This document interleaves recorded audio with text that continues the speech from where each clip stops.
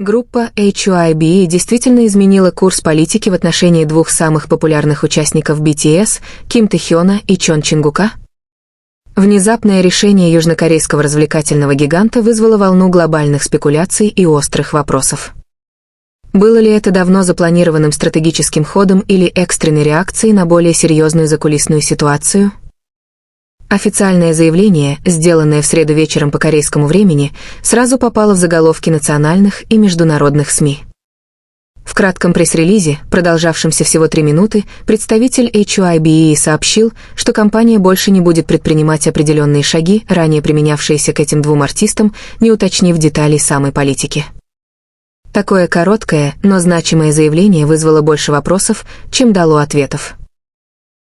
Эксперты корейской индустрии развлечений отметили, что изменение позиций может повлиять не только на имидж Тэхёна и Чингука, но и изменить внутреннюю динамику BTS, которая сейчас находится в переходном периоде из-за графика военной службы участников.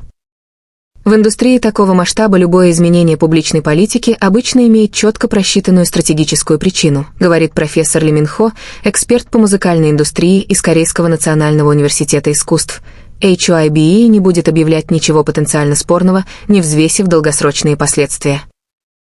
По данным, циркулирующим на различных онлайн-форумах, этот шаг связан с двумя факторами. Во-первых, с индивидуальной стратегией репозиционирования бренда Тэхёна и Чингука перед полноценным камбэком BTS после службы. Во-вторых, с давлением извне по поводу контрактов и коммерческого сотрудничества, связанных с ними. Слухи усилились после того, как несколько крупных спонсоров, ранее активно продвигавших этих айдолов, внезапно прекратили свои визуальные кампании в соцсетях. Реакция ARMY сочетала в себе шок, разочарование и глубокое любопытство. Многие фанаты потребовали более прозрачного объяснения, в то время как другие пытались собрать воедино информацию из разных источников, чтобы понять причины такого шуга. За кулисами же источники, близкие к индустрии, утверждают, что решение не носит полностью негативного характера. По их словам, HYBE пытается дать Тэхёну и Чингуку больше пространства для самостоятельного управления своей карьерой. Были довольно долгие внутренние обсуждения о том, как эти два артиста хотят позиционировать себя на международной арене, рассказал на условиях анонимности один из маркетинговых руководителей. Это решение может показаться неожиданным, но на самом деле оно является частью совместно разработанного плана. Однако не все верят в эту версию. Некоторые аналитики видят потенциальное трение между политикой компании и личными желаниями артистов. За последние месяцы наблюдалась разница в паттернах продвижения Тэхёна и Чингука по сравнению с другими участниками BTS. Бывший сотрудник продакшн-отдела HYBE отметил, что динамика управления артистами в компании сейчас сложнее, чем кажется на первый взгляд.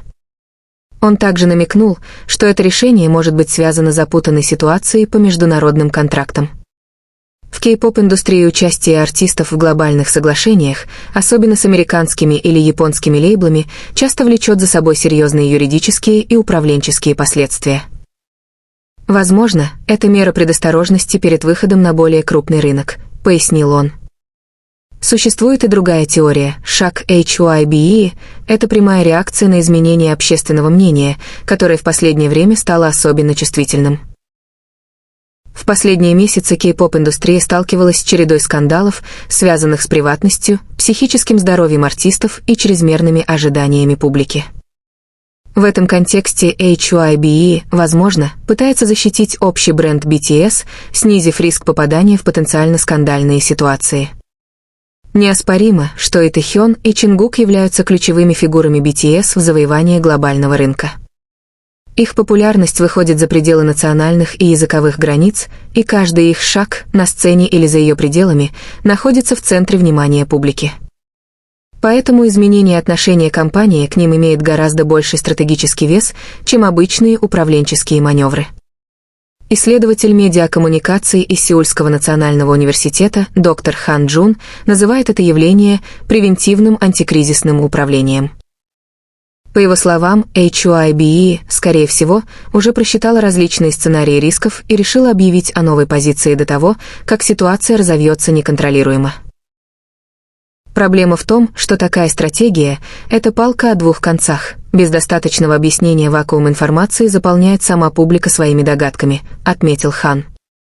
До сих пор HYBE не дала дополнительных разъяснений по поводу конкретных намерений заявления. Представитель компании лишь подтвердил, что все решения приняты во благо артиста и бренда BTS в целом.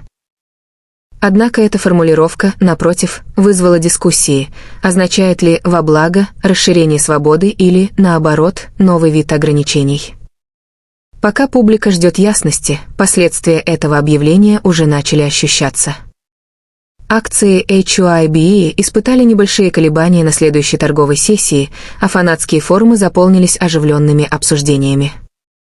Многие считают, что эмоциональное влияние этой политики будет долгосрочным, учитывая центральную роль Тэхёна и Чингука в экосистеме BTS. Если копнуть глубже, подобная схема не нова для кей-поп-индустрии. Крупные агентства уже предпринимали шаги, которые поначалу казались спорными, но в итоге оказывались выгодными в долгосрочной перспективе. Разница в том, что в случае с Тэхёном и Чингуком внимание публики куда острее, а масштаб их влияния гораздо больше.